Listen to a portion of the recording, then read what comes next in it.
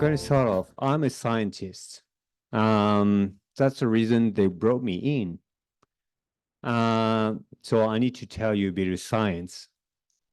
2 Canadians in 5 will be diagnosed with cancer in their lifetime. So that's quite a lot. So 2 in 5, but that means maybe 4 in 5 Canadians are affected by cancer simply because they care and they love someone who has been diagnosed. So that's for Canada. But the thing is, I'm coming from France. And you know what happens? I have 2 sisters. And those 2 sisters, they were diagnosed with a breast cancer early in their life, around 30. So I don't know. It's either the stats are not working internationally, they don't apply, or I have bad luck and my 2 sisters were affected. So the nice thing is they made it through because science has really helped. The survival rate of cancer, whichever cancer, keeps increasing. But what's really nice about it, it's not only the survival, because it's not what we want our lives to be. We don't want to survive. We want to thrive. And thrive is the very inspiration of hope and hope.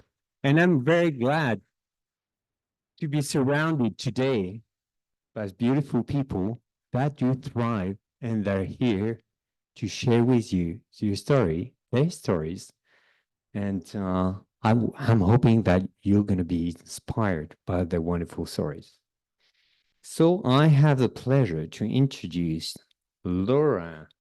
So I'm sure you know her, but you don't have her background information, and neither I do.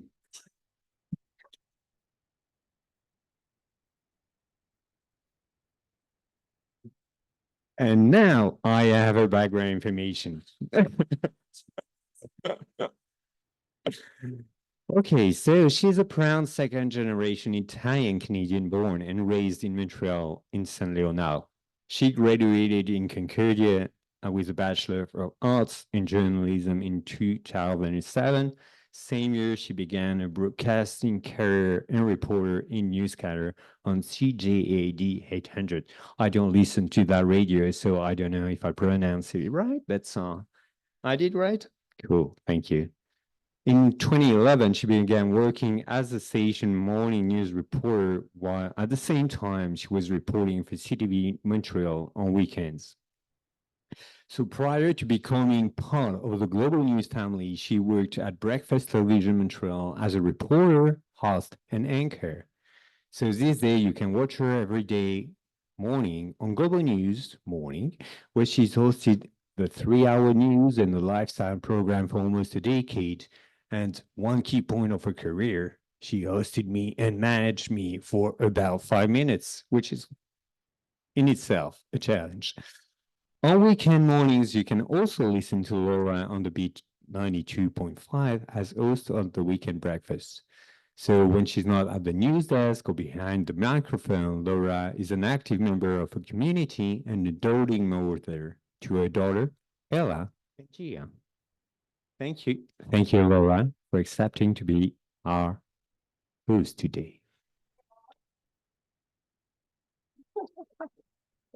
Hello, everybody. Thank you so much for coming this evening. It is an absolute honor and a privilege to have been asked to host this annual Cancer Survivorship event. Thank you so much for having me and for trusting me with your stories. These 4 panelists and humans on this stage that we're going to get to know this evening are incredible, and they have amazing stories of strength and resilience to share with us all. And that's why I really wanted to be a part of this, to be inspired by your stories and really not to take any single day for granted. So thank you so much for agreeing to come on the stage, because that is definitely the first step. So thank you so much.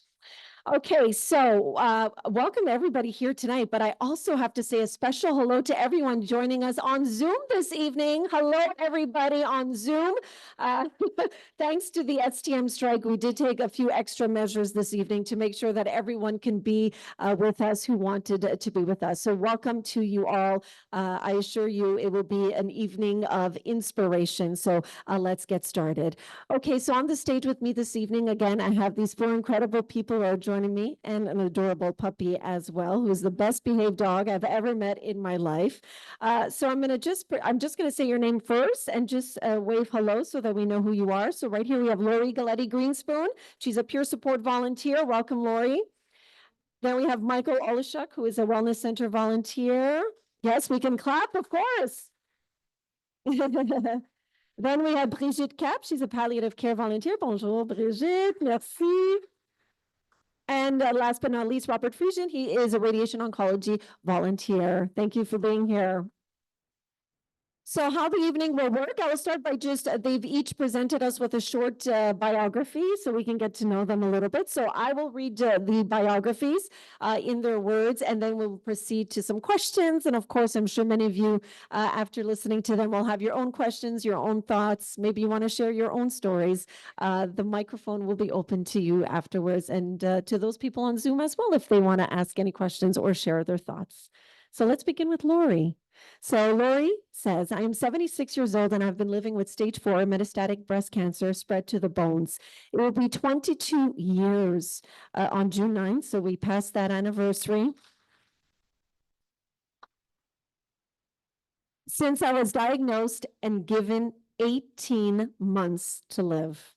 I was a high school teacher for 31 years and married with 2 daughters, one living at home, the other on her own. That is when my life changed. Yes, cancer changes everything, your marriage, your life, and your brain. And I was told by a friend in June, not long after I was diagnosed, Laurie, you need a dog. And I got a dog, Buddy, a puppy. And my life changed, some things for the better and some not. Even though I was given no hope, I have defied the odds given to me by the doctors, and they have no clue as to why. I could go on, as it has been a long time, of sad stories and funny stories of dealing with a life with cancer. You need to write a book, Laurie, I think. But I will leave more of my story for later. I will not change my life now, as I'm a different person than I was before cancer, but I could go on, as it has been many, many years of living with acquired cancer, because there is no cure or remission for metastatic cancer. And I always say life with cancer is better than the alternative. Thanks for listening, and thanks for sharing, Laurie.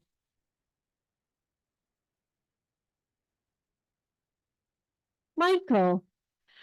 Hi, my name is Michael, and I'm a cancer patient and survivor since 2001. Yes, round of applause. I have been a volunteer with Hope and Cope, working at reception at the Wellness Center for the past 12 years. I'm a senior and enjoy listening to symphony, jazz, and blue rodeo. I am well versed in cooking and baking. Oh, okay.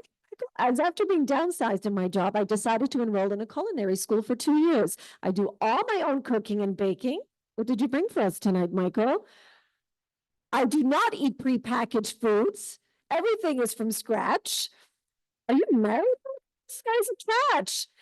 I'm so... There you go. I am also interested in some sports like hockey and baseball, and Aussie football, referred to as footy.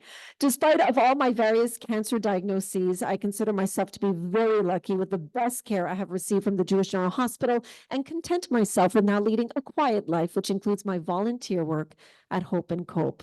Thank you, Michael. That's unbelievable. Love that. OK, prochainement, on a Brigitte. J'ai 71 ans, je suis née à Paris et j'habite à Montréal depuis septembre 1999. C'est le travail de mon ex-mari qui nous a amenés ici. Sinon, j'ai 2 enfants, un garçon et une fille. J'ai fait des études en littérature, en journalisme, voilà, et en traduction. Dès mon arrivée à Montréal, j'ai commencé à travailler comme traductrice et auxiliaire d'enseignement en journalisme. Tout allait bien jusqu'au jour où, lors d'un contrôle de routine, on m'a découvert des micro-calcifications malignes dans mon sein droit. C'est ainsi qu'en août 2010 a commencé ma vie de cancéreuse avec ses peurs et ses doutes. Entre août et décembre 2010, ma vie s'est résumée en une suite de chocs. Choc d'apprendre la nouvelle du cancer, choc de la première opération en octobre, choc d'apprendre qu'il restait des cellules cancéreuses, choc de la deuxième opération fin décembre, tout cela bien sûr accompagné de peur et de pleurs. Début janvier, enfin, une bonne nouvelle, il n'y a plus de traces de cellules cancéreuses.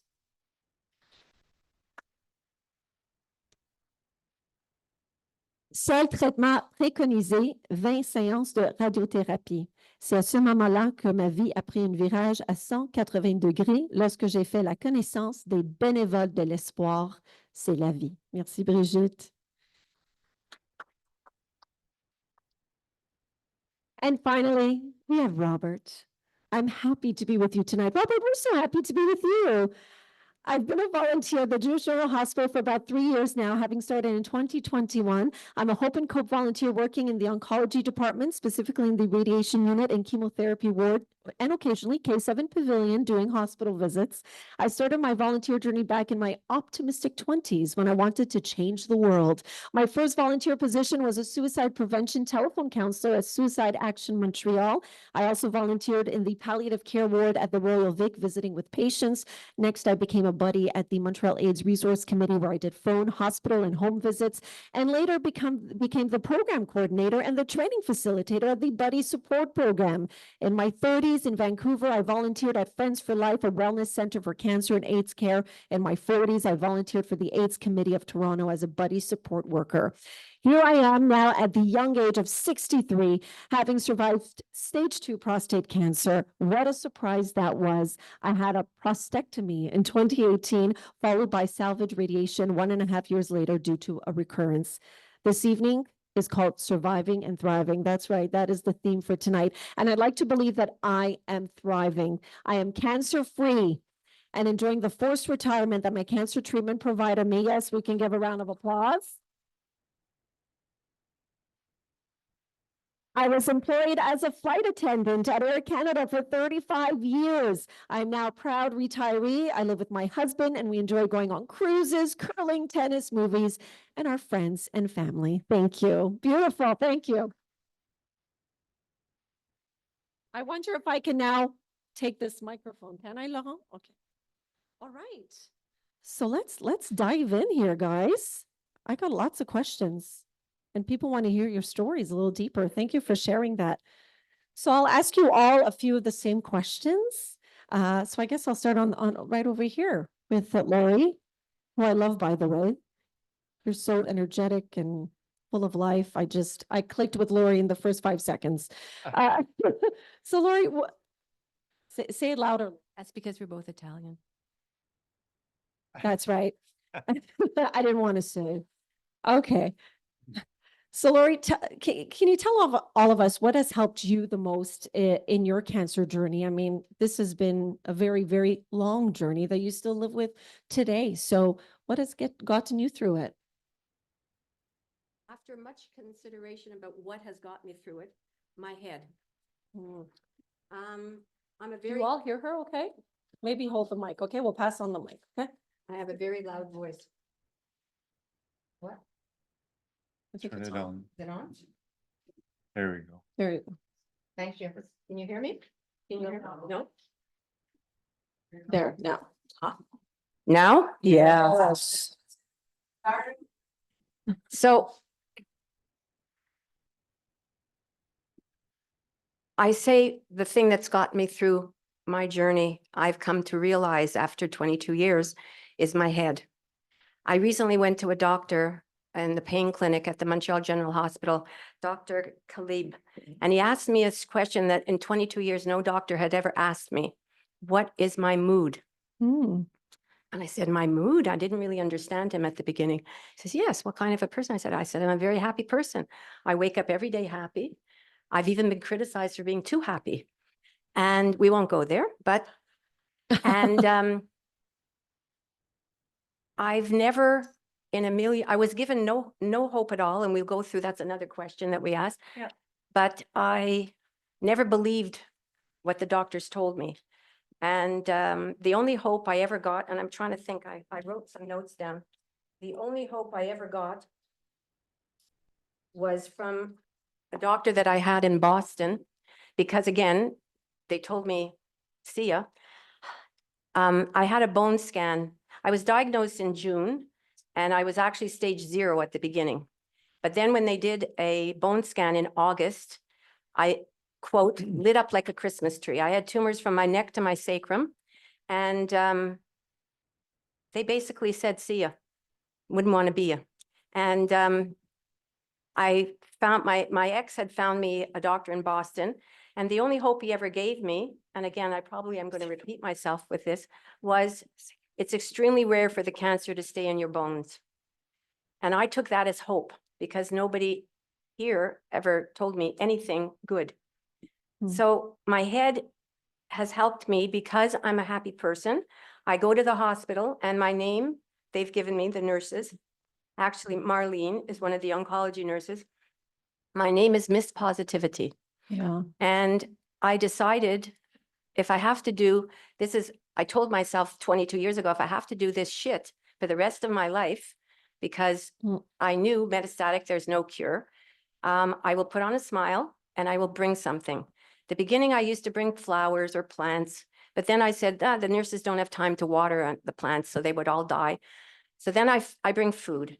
And now every month I go, I write a thank you note to the nurses and to the doctors and whoever. I bring boxes of little pastries because donuts they think are fattening. Nurses don't, nobody really wants donuts because they have this thing that they're fattening. Oh. And they have to cut them in half because they're usually too big. Oh. So I found a place, Pain d'Oreille, I'll plug it.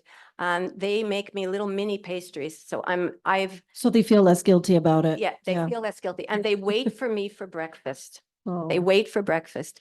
So I was just there yesterday and it's amazing how with a smile and some positivity, you make every treatment, because I still do treatment every month, blood test I take my boy with me on Fridays for my blood test because I'm not allowed to take him when I go for treatment. And I'm happy. I'm happy because the alternative of going in with a miserable face, like a lot of people, was not my option. And it served me well because I'm still here. Look at that. That's amazing. Well, you were talking so much about food. It made me think about Michael here, our home chef and baker. Michael, yeah, we're gonna hire him. What is the main thing that has helped you through your cancer journey? Yeah, I guess my stubbornness and my self-reliance. I'm a very stubborn person and I don't believe in giving up. I've had, since 2001, 7 different cancers. I hear the gas. I'm sure you're used to that reaction, right, from people? Yeah. It's been a long journey. I've had more things cut out of me than I can care to remember, want to think about. I've had surgeries one after the other. It was like every year there was a different thing and something was removed. I've had chemo, I've had radiation. In fact, I like to think that I glow in the dark as a result. The thing is that it's also my tenacity and also the excellent care that I've been given here in this hospital. Because I think if it wasn't for this place, I wouldn't be here. As a matter of fact, one of my doctors is an ophthalmologist who operated on my eye. That was the first cancer, was a sebaceous cell carcinoma in the corner of my left eye. And he says, if I had not removed it in 2001, you would not be here. So, and then there was a lull, and then of course there were other cancers, and then they started one after the other. I remember once, because I have no family now, they've all perished to the disease. The only one that was alive at the time was my brother, but he's since gone too, to cancer. I remember sitting in the kitchen, having prepared something for me to eat, and just looking at that, and then looking down at the food, and with tears in my eyes, I know that. And thinking, when and where is this going to happen? How is it going to end? But then being me, stubborn as I am, I just snapped out of it and like, get on with it. Because there's nothing else you can do. You're living with it. And I guess it was my own tenacity that got me through. I had outside help in the sense that I had the CLSC coming to the house for various things. But I also had a nurse that I could rely on at the Jewish, who I can call at any time, as she said, for anything that I needed. And I don't think I ever availed myself of the thing because I actually took care of myself in a way. Because, and the reason I did not ask anyone to help with me is because other people and friends and what have you, they have their own problems. And this was mine, and I was dealing with it. And I've always been like that, stubborn. Stubborn. And still here. I'm still here. The definition of a warrior, Michael. Wow. Oh, and incidentally, I used to give a baking course at Hope and Cope, but that was prior to the pandemic. Oh, will you do that again? You I want don't to? know. It depends on the administration whether they will allow it. It was a very Talk popular, to Romain and see. it was a very popular What is your favorite thing to bake? Ogre, my biscotti. Okay. And there are people in the back that will attest to them because I'm always making them for them. Well, they sound delectable. Thank you so much, Michael, for sharing that. OK, Brigitte, alors on va demander la même question. Quelle est la principale chose qui vous l'a plus aidé dans votre parcours avec le cancer? Alors, first, excuse me not to speak in English, you know. Non, but c'est correct. I hope everything understands French. Oui, on comprend. OK. Bon, moi, ce qui m'a le plus aidé, on va croire que je suis là en train de... Je ne veux pas essayer de vendre Hope and Cope, l'espoir, c'est la vie. Mais franchement, c'est les bénévoles de l'espoir, c'est la vie qui m'ont le plus aidé. Je me souviens de ma première séance de radiothérapie, quand on devait faire les marquages, ou je ne sais plus, c'est parce que j'ai eu un cancer du sein. J'étais assise dans la salle d'attente. Et puis là, ils sont passés les bénévoles avec leur petit chariot, vous savez, on donne à boire, tout ça. Et puis, il y a une bénévole qui me demande, est-ce que ça va? Comment ça va? Je lui dis, ça va pas, ça va pas. J'ai peur. Je suis paniquée. J'avais vraiment très, très peur. Je veux dire, j'étais passée par 2 opérations, mais tout ça, c'était rien. Ça, c'était ce traitement de radiothérapie. J'avais peur.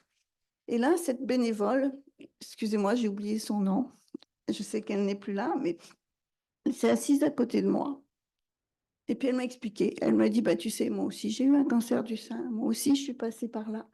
Et je veux dire, ça a fait un déclic parce que je me suis dit, oui, tous les médecins que j'ai vus étaient fantastiques, je veux dire, mais aucun n'avait vécu ce que j'étais en train de vivre. Elle était passée par là. Donc, c'est ça. Donc, pendant ces 4 semaines, c'était 1 mois de radiothérapie. C'est grâce aux bénévoles que, bon, je veux dire, bon, qui m'aidaient. Et je veux dire, même quand j'ai arrêté la radiothérapie, je me sentais comme isolée. Je me disais, je vais plus les voir. Qu'est-ce qui se passe? Etc. Et ce qui était très fort, c'est que ces personnes à qui je parlais avaient déjà vécu ce que moi-même j'étais en train de vivre à ce moment-là. Donc, voilà, c'est Et ça. c'est pour ça que c'est important de raconter vos histoires maintenant parce que vous faites la même chose pour les autres. Voilà, et Donc, là, ça sera sur une autre ça. question. Oui. Qu'est-ce qui m'a poussée à devenir bénévole? Ouais, on va arriver à ça prochainement. Voilà. Oui, c'est ça. Mais voilà, mais je veux dire, je ne suis pas achetée par Hope & Cope. Je veux dire, je suis bénévole parce que moi, Hope & Cope, je veux dire, Sheila Kussner, c'était mon idole. Oh. Je veux dire, et celle qui m'a donné L'espoir. L'espoir, voilà. Oui, on en parlera. Voilà. Merci Brigitte, D'accord. merci. Okay, Robert, you're up. Our Air Canada Oh, veteran. hi, everybody. I'm kind of nervous, so I just wanted to say. No, don't be nervous. I helped you through your cancer journey. Well, first of all, it was a surprise. Mm. And I know that it felt a bit numb emotionally. It's like, what exactly are these new terms that I've never heard of before? But I remember thinking it felt like a reminder of how short life can be. And that I feel like I needed to maybe change the trajectory of how I'm running through my life, how I'm processing things. And I thought the importance of me to be authentic to who I truly am, not to work too hard, just to bring balance and a sense of equilibrium in my life that wasn't there at the forefront. Just go, go, go, go, go, go, go.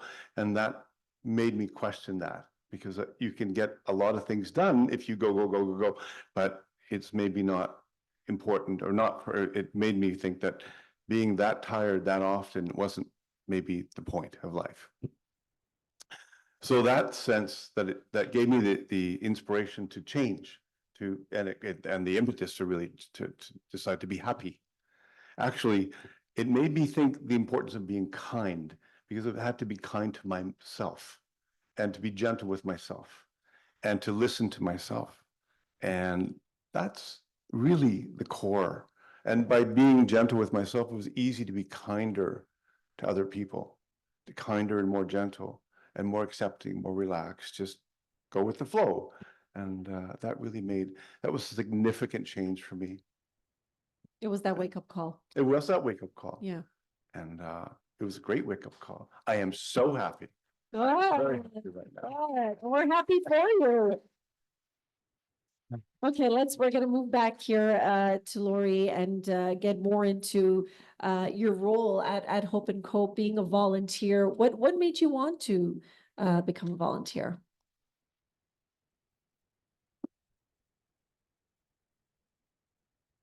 A friend of mine who's passed away now, Vivian, started a breast friends group, which Suzanne, who's here, O'Brien, has been hosting now for more than, Who's Suzanne?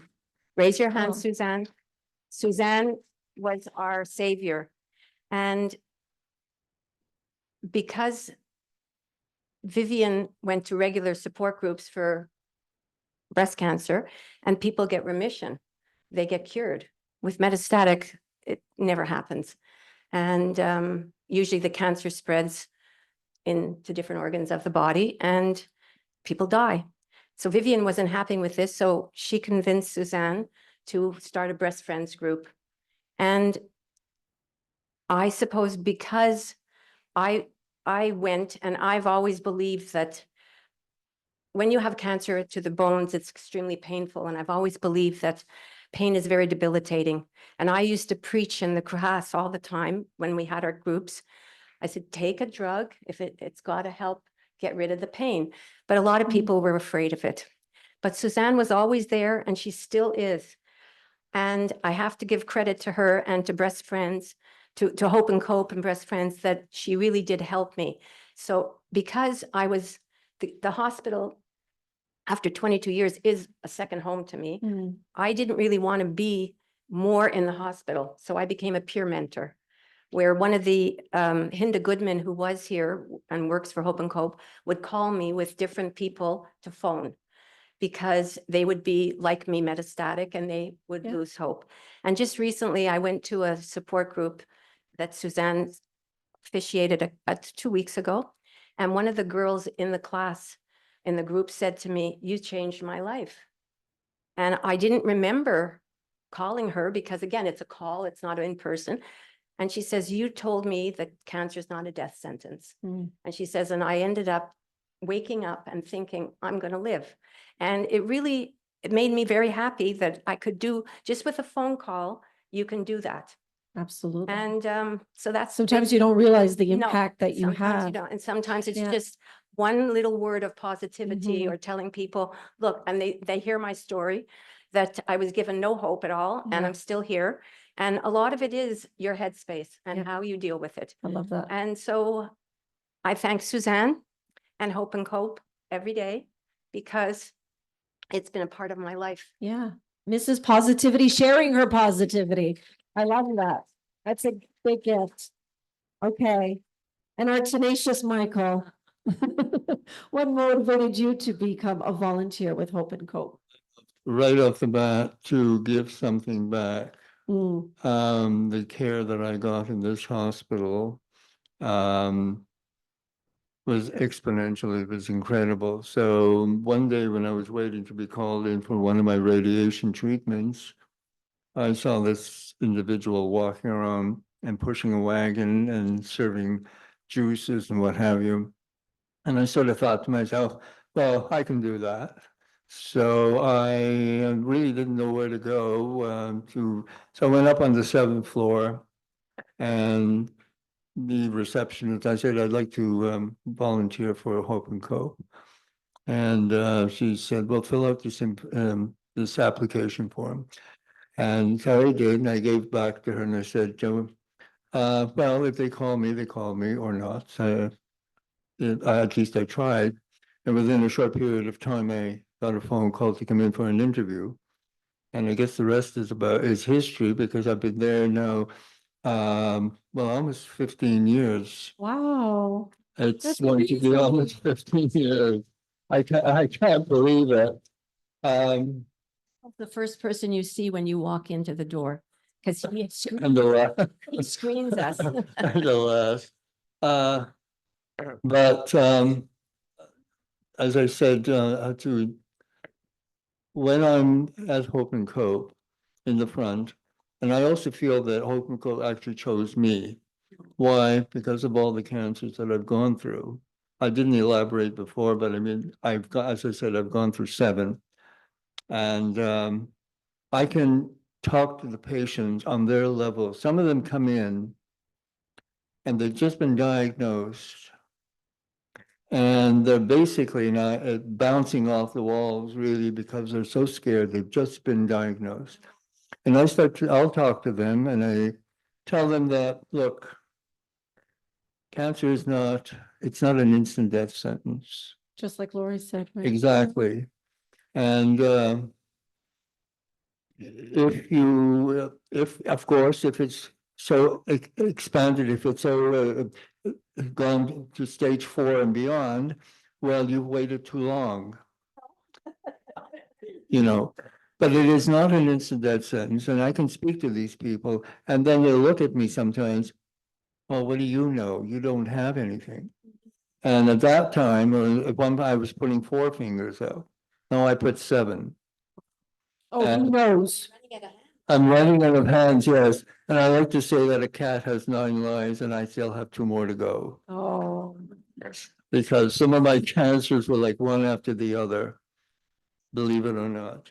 So I think I'm a good fit for being at Hope and Cope. that's a good candidate. Yeah. And so I think that I'm getting far more out of it than I'm giving. Oh, But I really, like, where else would I go? I'm retired. I'll be 81 in September. wow. 81 years young, Michael. Yes, today I was at the hospital. I had to have my Pembrol treatment. It's to boost my immunology program. And the nurse came and took my vitals first. And she said, and I said, well, how's my blood pressure? She says, well, it's very good. It's excellent for an 18-year-old. Second, and then I said, well, we'll just turn those 2 numbers around. Because that's what I am. And she looked at me as she walked away. She said, you don't look it. You certainly don't. Anyway, it was to give something back, and I enjoy being there. I'm slowing down a little bit because I used to be there 2 days a week. Mhm. I'm getting old. Now he admits it. And it was to give back more than anything else. And I know that I'm getting more than out of it And than that's they what are. volunteering is all about. I mean, you Exactly. shared the message very clearly. That was Exactly. very nice, Michael. Thank You're you. welcome. Very nice. Et Brigitte, et puis vous, pourquoi est-ce que vous voulez devenir bénévole? Moi, je me suis dit, quand j'ai connu les bénévoles, je me suis dit que si la vie me le permettait, Mhm. je deviendrais à mon tour bénévole pour donner ce que ce qu'on m'avait offert pour le donner en retour. C'était surtout ça. Donc, j'ai commencé en 2012. radiothérapie. Et puis, depuis 2019, je suis en soins palliatifs. Les soins palliatifs, je veux dire, enfin, je veux pas dire c'est fantastique, c'est pas ça. Je veux dire, j'apprends tellement, je retire plein de leçons des patients, je veux dire. Et quelquefois, je me demande qui c'est le bénévole, qui est-ce qui aide, si c'est eux ou si c'est moi. Parce que c'est eux qui m'aident finalement ils me donnent des leçons de vie, je prends des leçons de vie Mais tout le temps. oui. Et pour rien au monde, je voudrais arrêter ça, quoi. Donc, Mais est-ce que eux, ils vous aident à rester aussi comme sain, puis calme oui. dans votre Et parcours, puis justement, parce que quand il y a des gens qui vous parlent, certaines personnes vous racontent toute leur vie, et puis là, moi, je pense à ma vie, à moi, puis je me dis de quoi je me plains, tu vois. Eux, ils sont là, ils sont tellement... Et je retire des leçons de vie, en fait. oui. Et puis, quelque part, ça me fait grandir parce que je me dis, bon, je ne veux pas arrêter de me dire, ah, j'ai mal ici, ah, j'ai mal là, qu'est-ce que j'ai, et puis pourquoi ci, et pourquoi là. Donc ça, c'est vraiment, c'est une expérience extraordinaire de vivre avec ces gens. Et puis, je ne voulais pas y aller au départ, je ne voulais pas aller en soins palliatifs. C'est Rivka, notre coordinatrice, qui m'a dit, Brigitte, viens en soins palliatifs. J'ai dit, non, non, non, je ne veux pas y aller parce que c'était l'histoire de mes parents, je veux dire. J'ai dit, non, non, non, je ne suis pas capable. Et puis, elle me dit, oh, essaye de faire la formation quand même, puis après, tu verras. Donc, je fais la formation, une formation. Puis, un jour, ben, je suis montée. Je suis montée, mais à reculons, parce que je suis montée, c'était à the four main, tu sais, l'étage, 4e étage. Je voulais pas y aller. J'étais stressée, mais j'ai dit, c'est pas possible. Et là, j'ai rencontré, c'est là qu'a été le déclic, il y avait 2 bénévoles qui étaient en train de préparer des bouquets de fleurs. Et ça, ces 2 bénévoles, il y en a une qui m'a dit, écoute, tu sais, mais Brigitte, ici, c'est la vie, parce qu'on a toute une idée je veux dire, les mythes sur ce que sont les soins palliatifs ou quoi que ce soit. On va mourir aux soins Oui, voilà, palliatifs. c'est un mouroir, mais c'est non, ça. pas du tout ça. Ouais. Et puis là, Michel, elle s'appelle, elle me dit, écoute, tu vois, là, tous les gens que tu vas voir, là, ils sont en vie.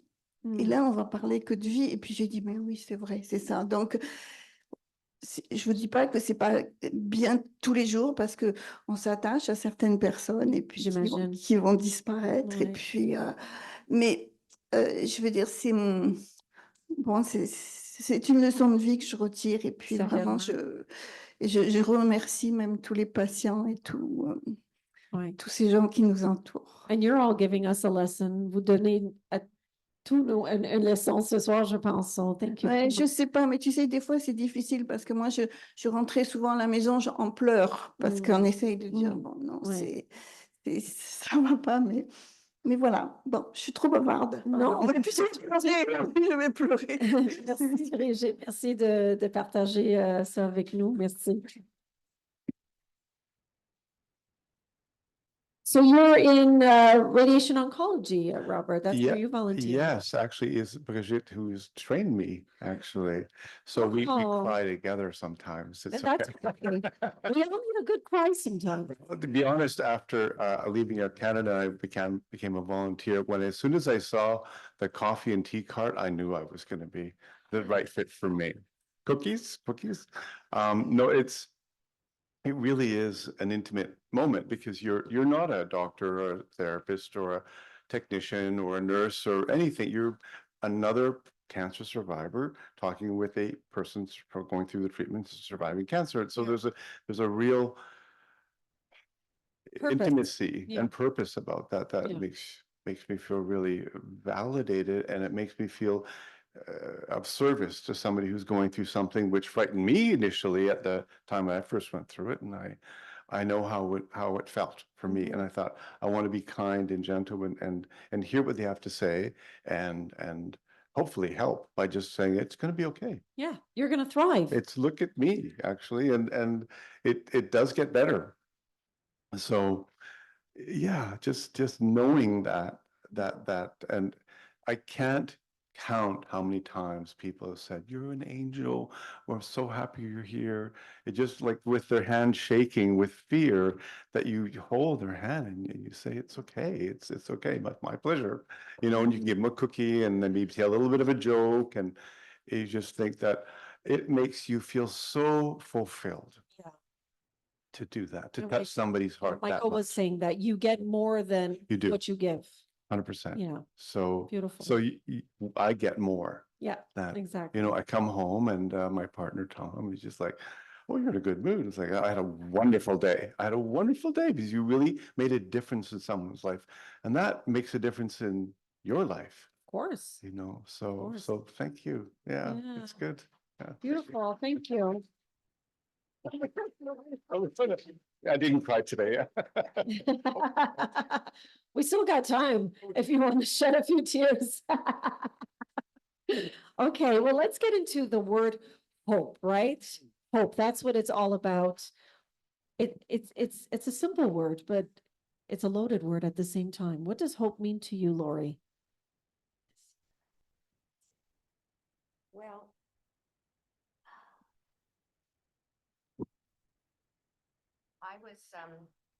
I was given no hope, sadly. Speak in the Oh, microphone. I was given no hope. I had 18 tumors and I had a therapist at the time and she said to me, Laurie, that's high. In Hebrew, that's high. It means to life. And I said, And so I said, you're right, 18. I had tumors neck to the sacrum and I had so much radiation that I have double scoliosis and the radiation has accelerated the curvature of my spine. And I lost 6 inches. My spine is, I can't walk straight. I can't stand up anymore. I can walk really well, but I can't stand straight. And I look perfectly fine if you don't see me walking properly, but having no hope is really a sad state because you've got to do it all in your head. You have to do it all for yourself. To this day, the doctors still don't know why I'm here. My doctor tells me, and he's kept me alive for 22 years, I don't know what to do with you anymore. And they don't. And I've learned through having no hope that the only hope, I think I said it before, the only hope I ever got was it's extremely rare for the cancer to stay in your bones, but it did for some strange reason. And I got very lucky. And I really still believe that your headspace has a lot to do with it. And you have to make your own hope. And it's difficult to preach that because not everybody has the same headspace. Yeah. And not everybody can be happy in a bad situation. One of the things that did give me the strength to move on was Hope and Cope and pet therapy. Someone told me when I was first diagnosed, Laurie, you need a dog. And I got my first dog, Buddy. Sadly, he had died of cancer, skin cancer, which was really terrible. Then I rescued another one, and now I have my little crazy boy, Roscoe, the rascal. So crazy. He's sleeping. He's dreaming away here.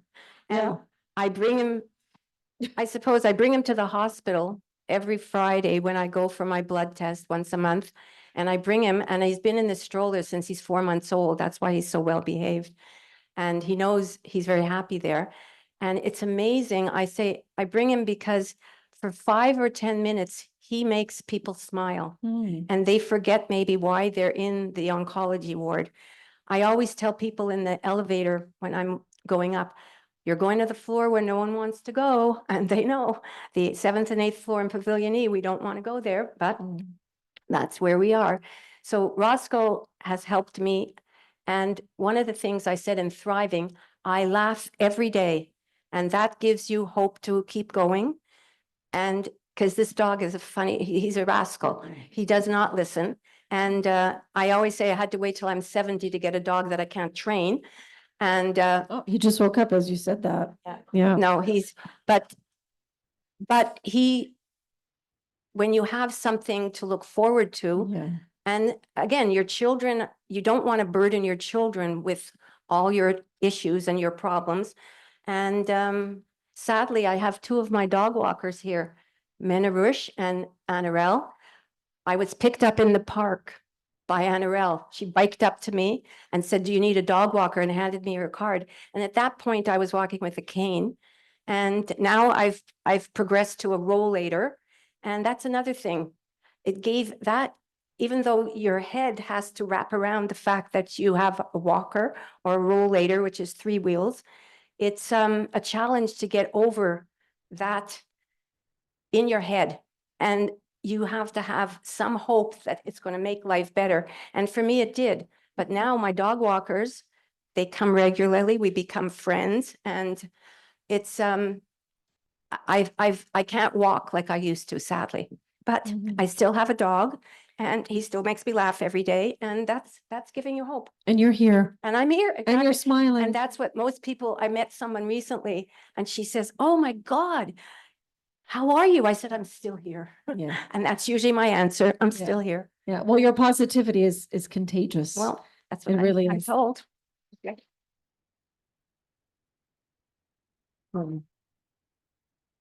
Michael, what does hope Hope mean means to you? me.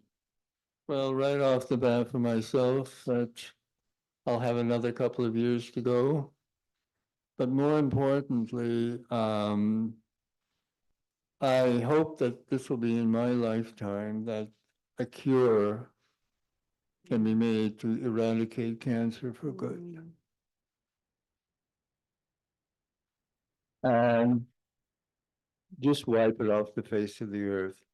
And in particular, I'm directing this to the children that are born with cancer.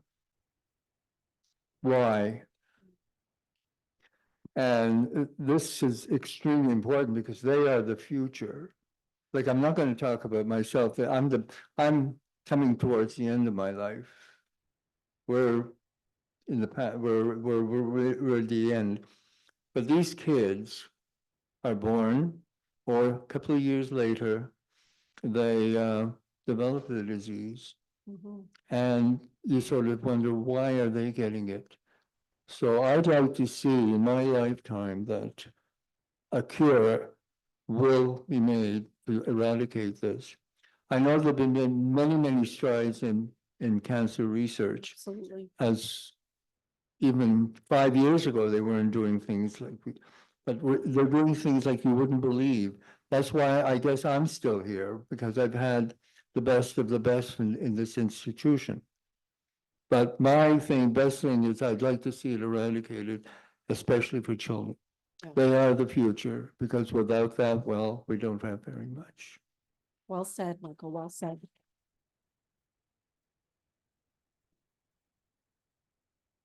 Que signifie pour toi le mot histoire? Alors, pour moi, c'est d'abord un état d'esprit. Je veux dire, c'est une forme de croyance que quelque chose de, comment on va dire, de positif peut se produire, même dans des circonstances actuelles défavorables.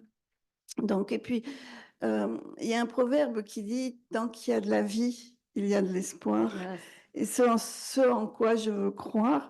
Et je suis un peu comme Michael, je ne vais pas reprendre les mots de Michael, mais dire que moi j'espère, mon espoir, c'est qu'on va finir par trouver, que les recherches, on va trouver des remèdes pour qu'il y ait de plus en plus de gens qui puissent guérir de cette saleté-là, de ce crâne. Voilà, c'est tout. C'est bien, merci. It's a big question. Eh? Yes, that's It's what I a said. It's a big- loaded word. Yeah, Yeah. it's a loaded word. So I wrote Yeah. something. I'll sort of read it half, and so just this is what I think hope means to me. Hope is something you can always have. Hope is the power to believe anything is possible. Hope is the belief that people are inherently good, that we are stronger together than we are alone. Hope is the willingness to get up and try again. Hope is that little voice in your head that says, you can do this. Hope is faith, stubbornness, positivity, and a sense of humor. Wow. And it's amazing you wrote that before we met. The tenacious and the positive, and oh, that was beautiful. That was beautiful. Well said. Wow. How are we doing for timing, by the way? Okay, so this has been amazing, by the way. Thank you so much for sharing your amazing stories. Does anybody I don't know, does anybody have anything on their minds or any questions, any thoughts that you want to share? This is your moment. Okay, we have a hand up.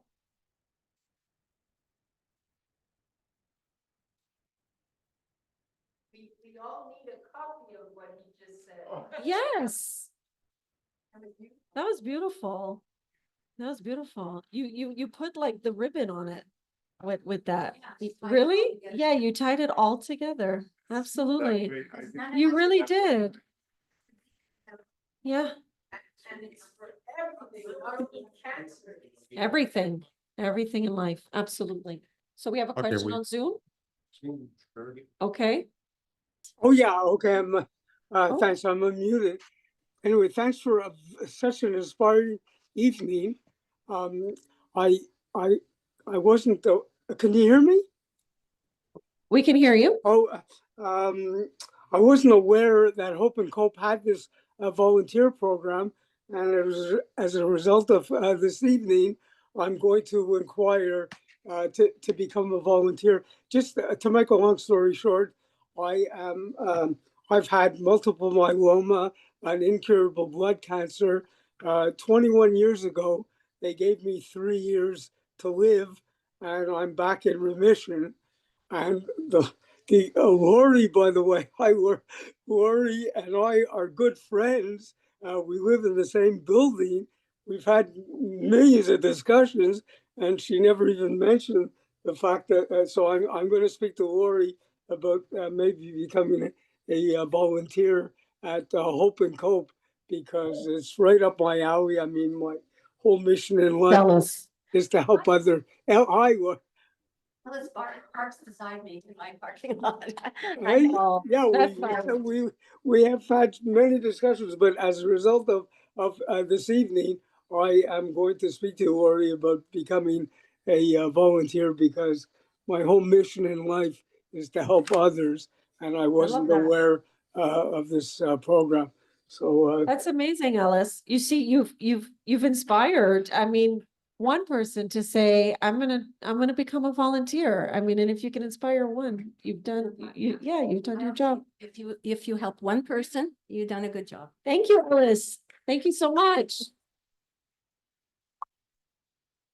And all the best to you. Does anybody else have a question or something they'd like to share?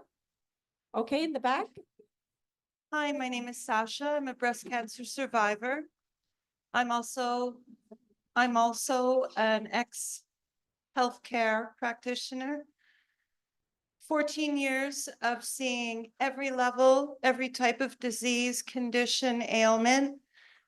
And what everyone on the panel said, the people who had the positive attitude, the people who would not take no for an answer, the people who had to have a mindset, the old expression, pee or get off the pot, meaning do what you need to do and move on.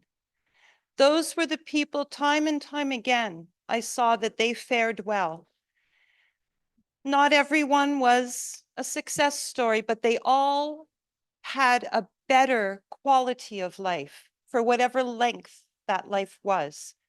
So I just would like to let you all know that it's just as easy to smile than frown. And the people around you are there if you reach out. I didn't reach out very much. I came out on top and I'm still doing well. But let me tell you, the attitude really, really helps. Yeah. Thank you. Thank you for sharing your perspective. Thank you so much. D'autres questions, other questions or thoughts? Hi. Yes. My name is Bronya. I'm 71 years old. 4 years ago, four years ago, I had lymphoma and I had chemo. And 2 months ago, I had lymphoma again, and I had immunotherapy that I finished 2 months ago. And what was amazing is that 30 years ago, my youngest son, who was 2.5, had a muscle cancer, rhabdomyosarcoma. He is now 32 years old. And I remember my husband looking up the statistics on Google when he was diagnosed and said, oh my God, he's got a 20% survival rate. And I said, I don't want to hear it. I don't want to hear all that stuff on Google. It is what it is, and it'll be what it'll be. He had a very long treatment for a 2.5 to 3.5-year-old little boy. 1 full year of surgery, chemo, and radiation. And of course, as his mother, I had to take him. I had to take him to all those appointments. There was a lot of crying and fighting on his part because, of course, he could not understand what was happening. His 2 other brothers, who were 4 and 5 years old, could also not understand what was happening to their little brother, except for the fact that he looked very different after a few months with no hair and being very, very skinny. And I remember when I went myself, I got diagnosed right at the beginning of COVID. So when I went for my treatments, nobody could come with me. I just went. My husband dropped me off here at the hospital, and I went upstairs and, had the IV and went home and had, of course, had side effects. But when I first finished my first treatment, I remember thinking, it's not so bad. My son had it worse because he didn't understand what was going on. It was just a perspective that was very unusual in a family, that he was so young when he was treated. And, at 2.5, you cannot explain what is happening. You just have to take him and hold him down, and he goes on with the treatment. So when I had my own chemo, even though, of course, having cancer is no fun and the side effects are horrible and you feel very, very sick, and there's nothing anybody can do for you at the time except you just want to get through the day and get it over with so that you can go on with your life. And that's the way I treated myself for the last 4 years, that I went on to do whatever it is that I felt I wanted to do. I'm an artist. I sculpt, I paint, I produce a podcast, doing all kinds of stuff that I can. Yeah. And what's amazing is that the last, when I was diagnosed this past March, my youngest son, I have 3 sons, but my youngest son came with me every day to the hospital. So the roles were reversed, and he came for every treatment, and he stayed for hours with me. And the way, when he was really little, I used to take him, Dunkin' Donuts was still around at the time before Tim Hortons took everything over. I love Dunkin'. And I used to take him to Dunkin' Donuts, and they could see that he was a very sick little boy. And he would get that little bus with those mini munchkins inside. And we would take the bus, and I knew he was going to throw up that donut hours later, but he wanted those donuts and he wanted that bus. And we would go every 2 weeks that he had his treatment. I drive him first, and that was his little treat. And his brothers, of course, are saying, he is so lucky. He's going for a sleepover with mommy to the hospital, and he's getting donuts. That's what they understood about everything. Oh. And when I finished my treatment this past couple of months ago, he would be with me in the hospital. And after I finished my 6-hour drip, he would say, well, Mom, what can I do? Can we go out for lunch? Can we go out for supper? Do you want Chinese food? And he would drive me, and we would pick up whatever. Oh. Whether I could eat it or not didn't matter. I just said, just let's pick it up. Yeah. And when I'm ready to eat, I'll eat it. Yeah. Well, So that's my story. you're an incredible mom. And it sounds like you have an amazing son. Thank you so much. And one little thing I'm going to add, sitting next to me is a woman named Elisa, and she was his nursery school teacher when he was 3.5 years old, right after he finished his treatment. It's just so Wow. amazing. She also had cancer. We reconnected this year, and here she is beside me, and she was his teacher when he went into nursery when he was 3.5. How nice is that? Yeah, so- Oh. Wow. Want to say something or no? No. Okay, she's not as public as me. That's okay. Okay, we have another Okay, question. thank you. Thank you so much for sharing that. Thank you. Oh, there's a question on Zoom. Okay. Good much evening, everyone. Thank you for taking and listen. I'm home today after a double mastectomy 3 days ago. my second bout with cancer. The first one in 2016. My daughter is a nurse at the Jewish in the emergency. So I'm so happy to be on to hear you all. It's been 9 years. Was in remission until it came back, but still, there is life, there is hope. You just get up, take one day at a time, and keep going. And I'm a great grandmother, thank God.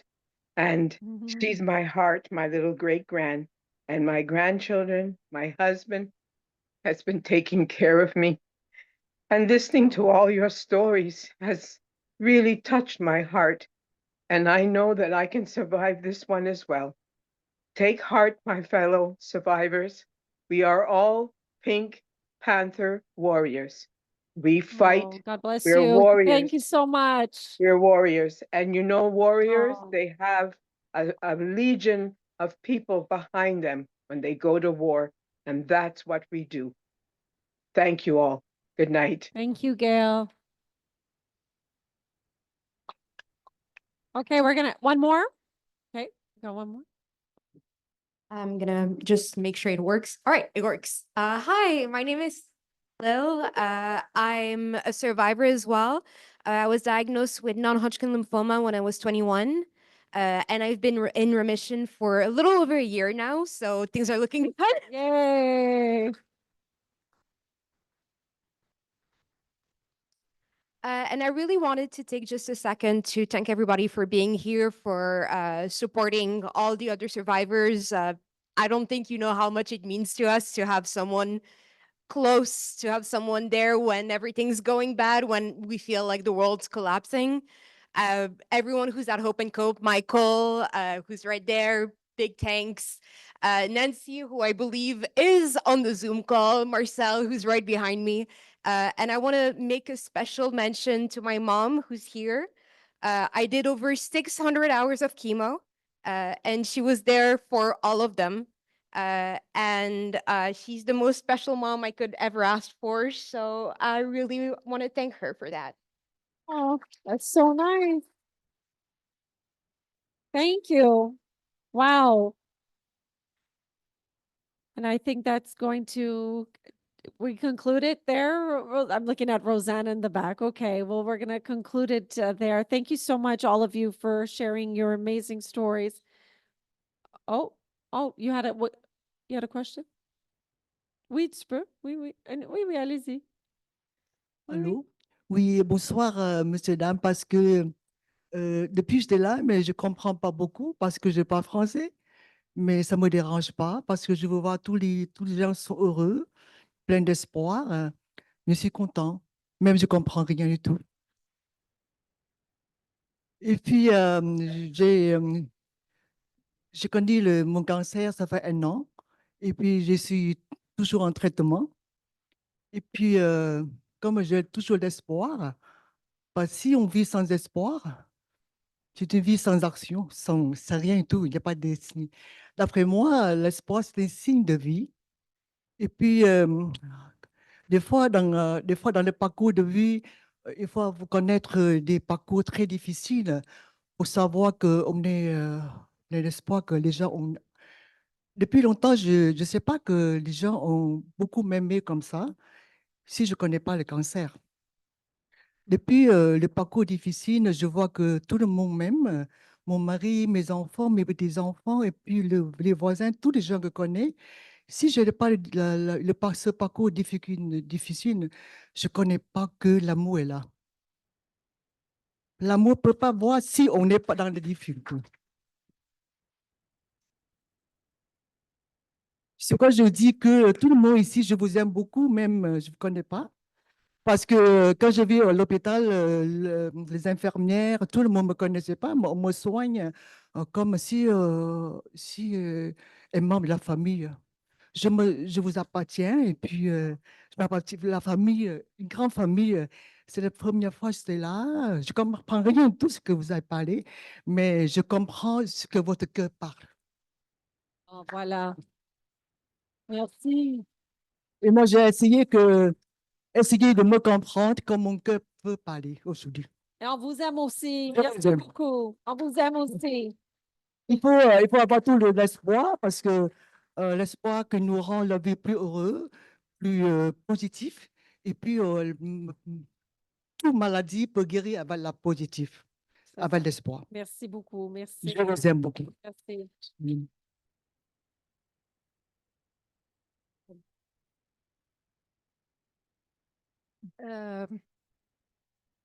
Huh?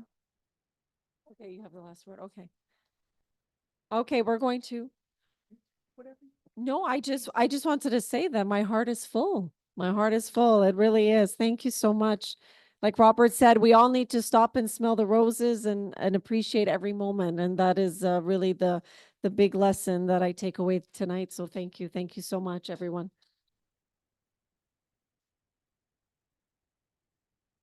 Wow. Wow. First of all, what do you have to say to my friend Laura? Unbelievable. Unbelievable. It takes a certain kind of person, a certain special heart to see into other people's hearts. And that's what we had in Laura tonight. What a fabulous evening. Thank you. So now, you know, I was coming here today and I was reflecting on a lesson that I learned when my late wife went through cancer. And the lesson that I learned was, and I'm always shy to say so, but the lesson that I learned was, it's such a difficult disease. And it takes hold of our lives. But if you look to the light, with all of that hardship, with all of those challenges, it also brings us great gifts. It brings us gifts of wisdom. And it gives us gifts of caring. And it gives us the ability to express to those around us what they truly mean to us. And it gives us that privilege, that opportunity to really take part and be a part of their lives. And listening to each of you tonight, I understand the great challenges that you faced. I mean, we listened to them and we couldn't believe it. And yet, I think of Too Happy Laurie and the way I know you're right. I mean, we love Roscoe. And you're right, he makes everybody smile for the first 10 minutes. But I think you'll all agree, Laurie handles the other 24 hours, right? And then our stubborn chef, Michael. I mean, it's not by accident. You know, cancer brings angels into your lives. And when I walk into Hope and Cope, there's the face of Hope and Cope, the person that's there greeting us all. And it's not by accident that it's Michael, because he looks like he's never had a problem in his life. And you're right, because he's had 7 problems in his life. And you know what? They're no match for him. And all you have to do is ask, and he's there. He's by people's side, and he touches them, and he helps them, and he encourages them.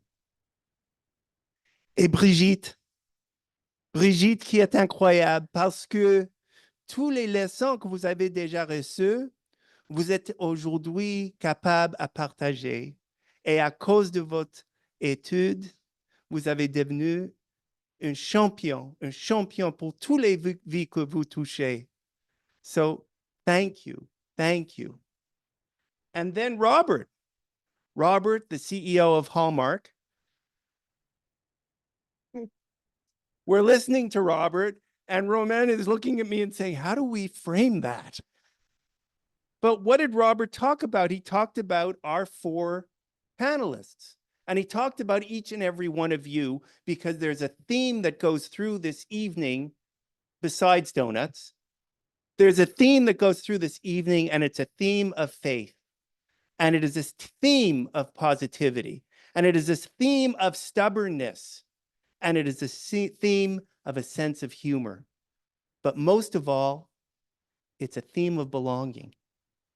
And by inspiring each of us, by giving of yourselves, you've given us all hope.